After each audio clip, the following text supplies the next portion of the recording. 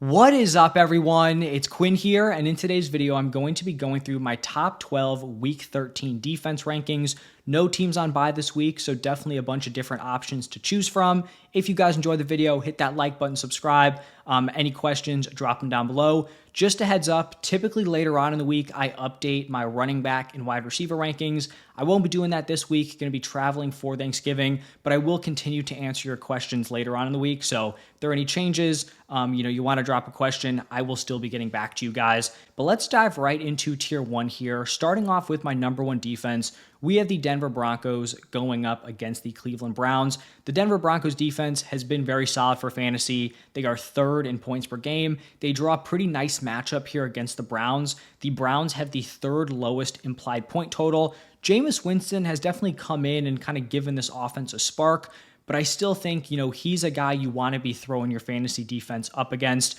Amongst all the current starters, he has the sixth highest turnover-worthy play rate. So he definitely, can go out there, have some boom games, but he's definitely turnover prone. You can get, 2, 3 potential turnovers out of a guy like Jameis. So I think the Broncos are a very strong play. And then my other tier one defense is going to be the Texans going up against the Jaguars. Another defense that has been very effective for fantasy. They are fifth in points per game. The Jaguars have the fourth lowest implied point total. And this is going to be assuming that Trevor Lawrence is not playing. I think you just look at this Jaguars team, where they're at. They are not contending for anything. They are out of the playoff picture. Why is Trevor Lawrence going to come back and risk farther injury on his shoulder? I just don't really see the point. Based on their implied point total, it does not seem like Vegas thinks he's going to play. So keep that in mind. The Texans being ranked here are assuming we're getting Mac Jones. And in the two games where Mac Jones has started, the Jaguars have scored 13 total points. So you have a great matchup, a very good defense they're going up against. I think the Texans are a very, very strong play. Now moving into tier two, also only two defenses here. We're going to start off with the Chiefs, and I was tempted to put the Chiefs up in tier one. They arguably have the best matchup this week. The Raiders have by far the lowest implied point total at only 14.5. Once again, the quarterback position's getting shaken up. Looks like Aiden O'Connell's going to be coming in. Gardner Minshew out for the season with a broken collarbone. And then defenses going up against the Raiders are scoring the second most points per game. The only thing that's kind of limiting me from bumping the Chiefs up into tier one, first off, I think they've been a better real-life defense than they have been for fantasy. And I thought they were going to be a great play in week 12 going up against the Panthers. And we saw like Bryce Young play out of his mind. Maybe that's just Bryce Young, having a year two breakout, starting to really figure things out. But it's tough to, vault them up into tier one when I just thought they were a great play. Now they're getting another solid matchup. Hopefully they perform better than they did in week 12, where they gave up 27 to the Panthers. And then my other tier two defense is going to be the Lions going up against the Bears. The Lions ranked 4 here. They are fourth in points per game. The Bears have the fifth lowest implied point total. The Lions have allowed only 6 points in back-to-back games, so the defense has been playing at a high level. I will say the Bears offense has definitely looked better since they fired Shane Waldron, but I still think this is a very favorable spot here for the Lions.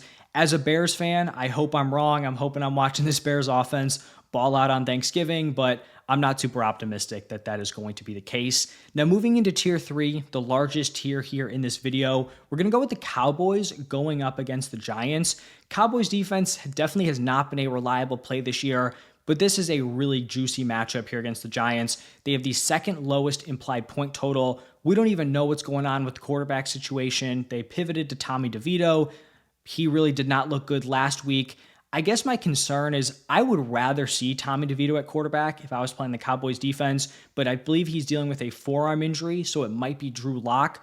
Would feel a little less confident with Drew Lock out there just because I think he has a higher ceiling, could potentially string together a decent performance. But you look at this Giants offense, they have hit 20 points in one of their last 6 games. They just put up 7 points with Tommy DeVito against the Buccaneers, and a Buccaneers defense that had not been playing at a high level. So even though the Cowboys defense has been a little bit sketchy, you have Micah Parsons back. I think this is a good spot if you do want to stream them. Then we have the Vikings going up against the Cardinals. The Vikings are still the number 1 fantasy defense in points per game. They are number 1 in interceptions. They are number 1 in defensive touchdowns, and they are 4th in sacks. So they're turning the ball over. They're getting into the end zone. They're getting to the quarterback. And this Cardinals offense doesn't necessarily seem like a great unit to go up against, but they just got, pretty much entirely shut down by the Seahawks, only scored 6 points, and I believe that was with them coming off the bye. So not a great look in week 12. Vikings defense still looks good. I think they're a nice, like, mid-tier defensive one play.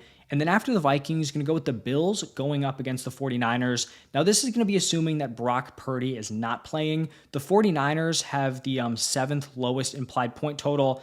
I believe if Vegas thought Purdy was playing, that number would be a lot higher. This Bills defense has been solid. They're 7th in points per game. And this 49ers offense really just looked lost without Brock Purdy. They scored 10 total points against the Packers. So if there's no Purdy, I think the Bills are a great play this week. Couple more teams here in tier 3. We have the Commanders going up against the Titans. The Titans have the 6th lowest implied point total. A couple of weeks ago, maybe like 3-4 weeks ago, this would have looked just like an amazing spot for the Commanders. You want to attack this Titans offense. Defenses going up against them on the season are scoring the most fantasy points per game. But Will Levis, since returning from injury these last 3 weeks, he's actually been pretty solid. I know he had the pick 6 in week 12, but he has a 109.3 passer rating. Passer rating isn't everything, but I think everyone can agree he's playing at a much higher level than he was early on in the season.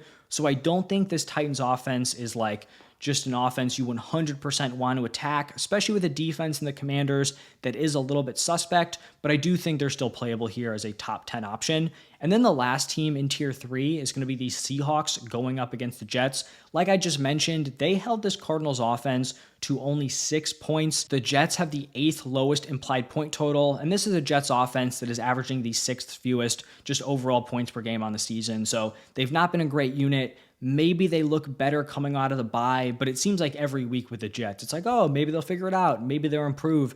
It has not happened yet. I'm not super optimistic that it happens here in week 13. And then the 4th and final tier, we're going to start off with the Buccaneers going up against the Panthers. This was a defense that definitely looked good going up against the Giants. And I think, if I hadn't seen the Panthers game in week 12, you showed me what the Bucs looked like in week 12, I would have thought, they'd be a top tier option here.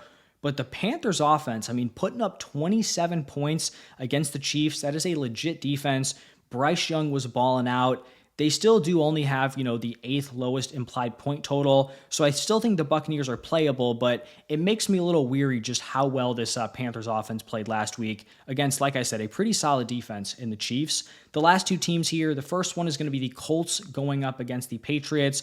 The Patriots are tied with the Panthers for the 8th lowest implied point total. Teams going up against the Patriots are scoring the 5th most points per game. So I don't have a ton of confidence in this Colts defense, but it's more so playing the matchup here against the Patriots. And then the last team is going to be the Giants going up against the Cowboys. The Giants are a pretty mid-level defense. This is once again just playing the matchup here against the Cowboys. The Cowboys have the 11th lowest implied point total. Offensively, they have scored 6, 10, and 19 points with Cooper Rush at quarterback. So not the most amazing defense in the world, but you do like the matchup here against this Cowboys offense. That is going to wrap it up for my top 12 defense rankings.